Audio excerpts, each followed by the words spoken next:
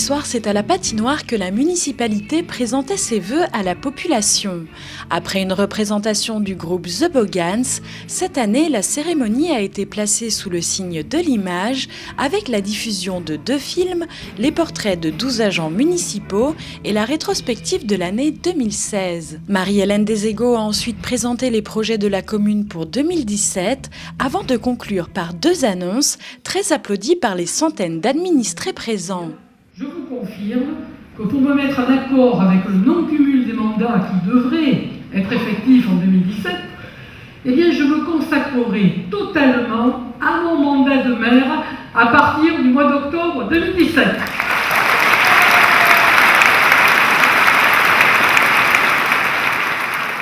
Ça fait 15 ans que je suis parlementaire, donc c'est beaucoup, c'est pas rien. J'ai donné à Gujan Mestras son premier titre de député-maire, premier titre de sénateur-maire, personne ne l'avait fait avant moi.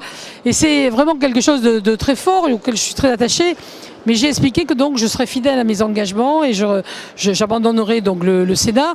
Ce qui est sûr, c'est que je me suis fait beaucoup de réseaux là-bas. Je suis rapporteur spécial à la commission des finances sur les infrastructures terrestres. C'est sûr que ça m'a permis de nouer des réseaux avec l'administration centrale, avec les ministères. Et c'est ça qui m'a permis d'aller beaucoup plus vite sur certains dossiers. Alors je continuerai bien évidemment à garder ces réseaux, à les alimenter, à les cultiver. Voilà, mais c'est quelque chose de très fort et c'est un choix du cœur. C'est pas forcément un choix de carrière. C'est un choix du cœur que je fais de travailler d'abord pour ma ville. Et puis la deuxième annonce, notre ville n'a pas l'obligation de constituer des conseils de quartier, comme c'est le cas à La Teste et à Arcachon, parce que le niveau de notre population ne le rend pas obligatoire. Et bien que ça ne soit pas obligatoire, j'ai décidé de l'instituer dès ce premier semestre 2017, parce que je pense que c'est un plus en termes de démocratie locale, de démocratie citoyenne. Et je pense que Gujan Mestras saura s'approprier cette nouvelle dynamique et l'utiliser à bon escient pour le bien commun. Pour 2017, on a quand même quelques très grands projets que j'ai montrés là aussi en image. Le premier, c'est le réaménagement du rez-de-chaussée de l'hôtel de ville, parce qu'on n'a pas de salle de mariage digne de ce nom. Donc là, il faut l'agrandir, il faut faire une salle de réception. Donc tout va être reconfiguré au rez-de-chaussée.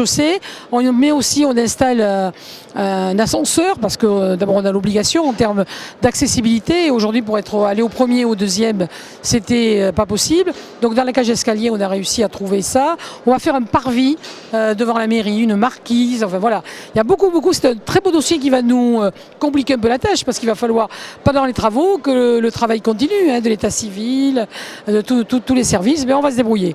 Le deuxième dossier auquel je pense, c'est le pôle d'échange intermodal de la gare. Là, les travaux vont démarrer pour la gare de Gujan en septembre prochain. Nous ferons, dès le mois de janvier, on va commencer les travaux de passage sous voie aussi pour aller d'un quai à un autre. Donc là, c'est des travaux très importants qui vont préfigurer quand même un espèce de centre-ville sur Gujan Mestras. Vraiment, là, on a un très beau dossier avec plus tard la restructuration de l'école Pasteur, le déplacement du stade d'entraînement de rugby. On est en train de se reconstituer, tout ça figure au PLU, les conditions d'un centre-ville de Gujan Mestras. Je pense ensuite, bien sûr, à 2 projets sportifs qui, grâce à la COBAS, vont voir le jour en 2017. D'abord, le terrain synthétique de football à Champ-de-Cigale. On va réhabiliter complètement les installations sportives du lycée de la Mer. Ça aussi, c'est une salle de plus qui est très attendue. Aujourd'hui, elle n'est pas aux normes. Voilà, donc là, vraiment, on va avoir un très bel équipement. Et puis, je terminerai un peu par les très grandes infrastructures comme le très haut débit.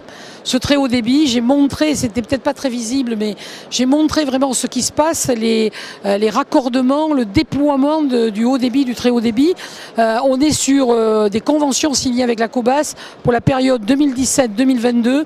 Et on peut se dire que dès 2022, on aura plus de 82% des abonnés qui vont être raccordés. Et enfin, j'en viens aux mobilités, bien sûr. On va faire un rond-point à Ville-Marie, à l'intersection de la route de Sanguinet et de la rue de l'Aérodrome. Et ce rond-point va sécuriser, va faire ralentir et va permettre. Il y a beaucoup de gens qui passent par là pour shunter un peu tous les problèmes de circulation du pôle de santé notamment. Donc ça va nous aider. Les travaux devraient démarrer fin janvier.